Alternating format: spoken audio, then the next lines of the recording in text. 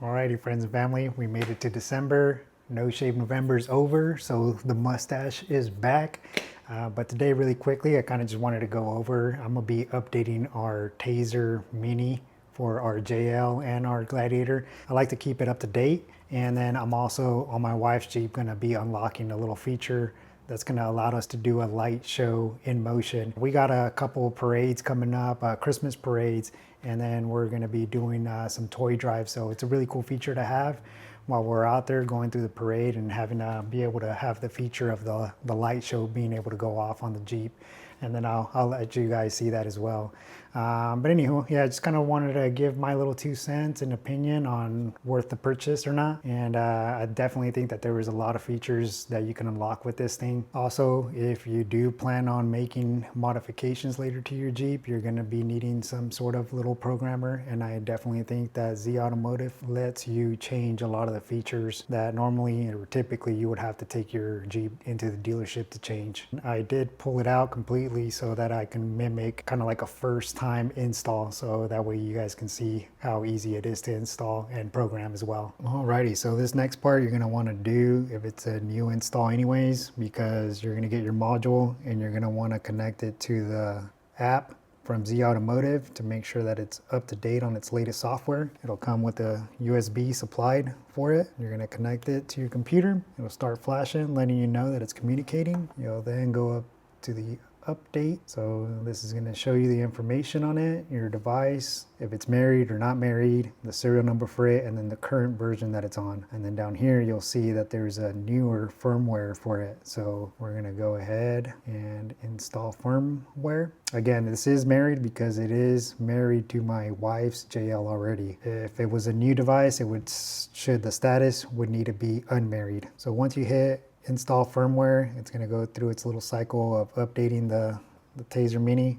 So you just let it run through its little cycle. It'll take some time. Yeah, just let it do its thing and then we'll come back to it. Once the update is complete, you'll see that the new firmware 11.4.7 will match your current version on your Tazer JL right here. So then we're pretty much done with that. But then what we're going to want to be doing here is I'm going to go back out, go down here to configure, and I'm going to want to select the in-motion light show. It'll give you a warning on the legal and serious offense it can be, just depending on, I guess, where you're utilizing this feature. Again, you know, we're just going to be using this for the parade coming up soon, and then we'll be disabling it afterwards. Okay, so now it's good to go. Alrighty, so yeah, it's just that simple to be able to update this guy right here. And then again, we're just using that in-motion light show for a parade that's coming up that we're going to be part of. So that's the only reason why I enabled that feature. I guess, you know, you can use it as a beacon. I know we have like utility service trucks at work that we use and they just have flashers. If you do happen to use your Jeep for work or something like that, you don't have to worry about installing a beacon. You can activate that with the Tazer Mini as well. Okay, so for this next part, we're going to come up underneath the dash. And again, the plugs that you're going to want to reach are right behind your lower dash speaker. You're going to remove this panel right here. Come in and kind of just muscle it from the bottom. Again, it's going to sound really nasty, but trust me, you're not going to break the clips or anything like that. And if you do, they're really easy and cheap to replace.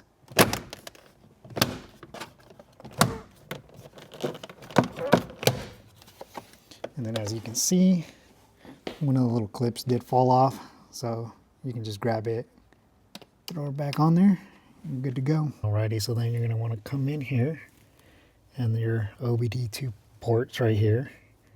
You're going to look up, and this is the back of your speaker. It's these 2 wires right here, and then they're just it's just a little clip with a tab. Pull them down. 1, 2, and then you're good to go. It's going to be these 2 little connectors right here. You can't get this wrong either. You know, they just won't clip into the wrong port either. There's a big one and a smaller one. So you're just going to grab them, and then you'll hear a little click. Get the second one, another little click. And then you should see it flash as well. So now it's communicating with your Jeep as well. And just so that it's not banging around underneath the dash or dangling around, it's like a little Velcro strap that I have. Come in, secure it to the bottom right here. little rail. And then go ahead and grab your panel and line it up again. And then you just pop it back into place. Give it a little beat. Next, you're gonna go into the run position. Make sure you don't put your foot on the brake. Don't start it yet. Close the door here. Alrighty, so from here, you're gonna wanna make sure you're in the audio setting right here. Go ahead and hold the left arrow and then cancel, and that'll get you into your Tazer Mini menu. And you'll start going into your features. So your light shows where you can kind of program to how you want it to flash. Your DTCs, you can clear them as well. Some preferences. So right here, this is the one feature that we definitely utilize, is because we went up to larger tires. So we definitely had to recalibrate for the tire size. Your gear ratio, we also needed it when we did the re-gear for this. So we needed to change our gears from, I think, the 373s or 2s that I had to the 456 gear ratio. If you end up changing your transfer case out, you can go ahead and change that out as well. TPMS sensors, you can definitely change the tolerance out to them. So when we moved to a aftermarket tire from the OEM tires, I know our Toyo RTs, we would run them about 30 to 28 PSI,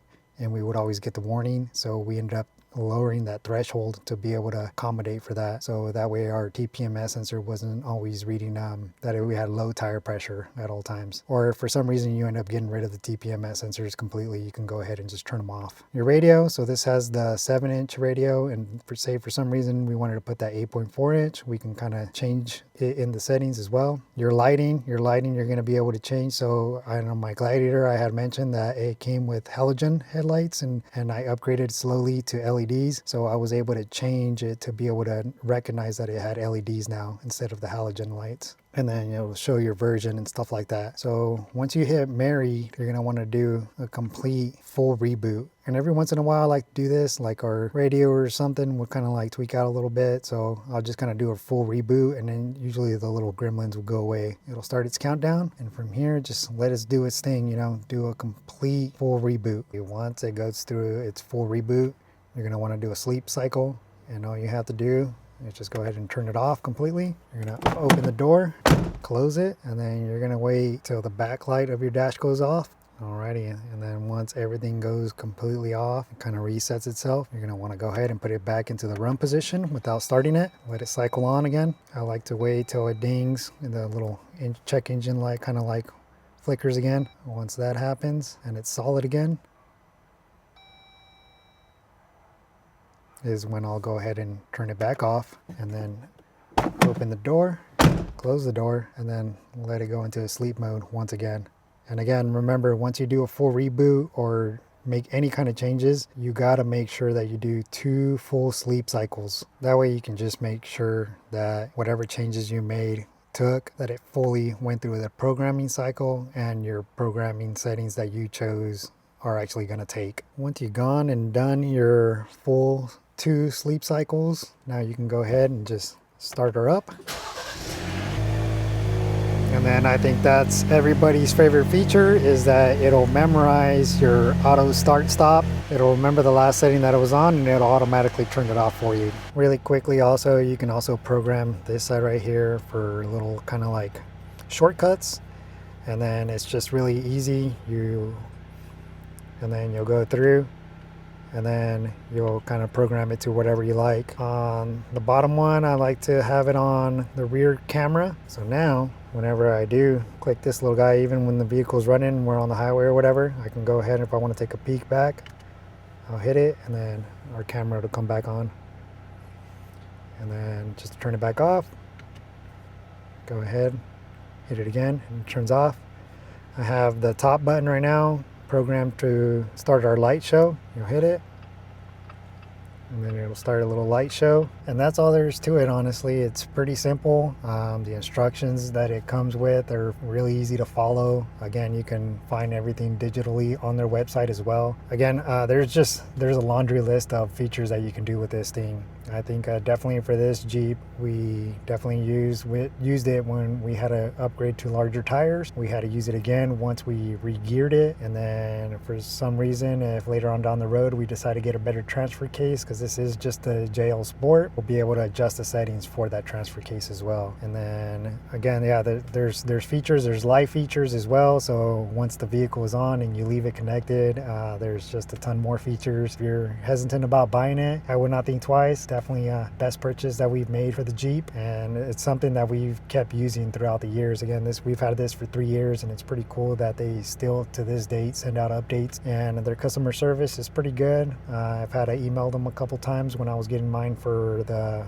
JT, and just kind of had some questions, and they answered them pretty quickly. Just to let alone for the adjustment or the recalibration for the tires alone, I mean, the dealership I think was charging probably like $130 to do that in itself. For my Gladiator, when I did my tires, I adjusted that, and then again, I did not have LEDs when I purchased it, so when I went to LEDs, I had to make an adjustment for that as well, and I was able to do that with the programmer. And again, that just would have been another cost on top of that if I would have decided to take it to the dealership to be able to adjust the programming to be able to recognize the LED lights as well. I think that just kind of wraps it up for installing the Tazer and updating it. It's really simple again to do. This is something that you can just do here in a few minutes really.